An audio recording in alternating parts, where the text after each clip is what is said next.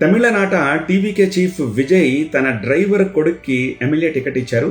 ఆయన ఎమ్మెల్యేగా గెలిచారు.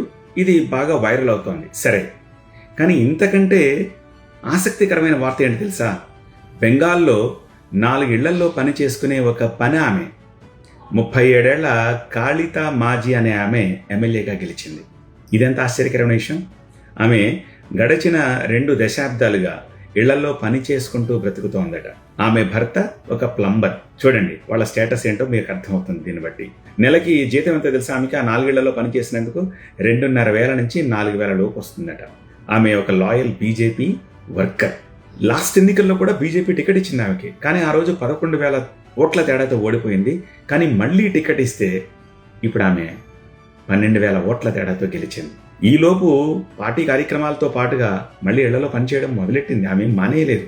పార్టీ టికెట్ ఇచ్చింది కదా, ఒకసారి కంటెస్ట్ చేశాను కదా అని చెప్పేసి. అండ్ ఇంకా ఆశ్చర్యకరమైన విషయం చెప్పమంటారా? ఈ 1 మంత్ పాటు ఆమె ఎక్కడైతే పని చేస్తుందో వాళ్ళని రిక్వెస్ట్ చేసిందంట, ఇప్పుడు ఎన్నికలు కాబట్టి నేను క్యాంపెయినింగ్కి వెళ్ళాలి, ఈ 1 మంత్ పాటు రాను, నాకు సెలవు ఇవ్వండి, గెలవకపోతే మళ్ళీ వచ్చి పని చేసుకోవాలి కదా. అసలు పనామకి టికెట్ ఇవ్వడం ఏంటి? ఏమిటి అమిత్ షా మంత్రాంగం? ఏమిటి తమాషా? Isn't it?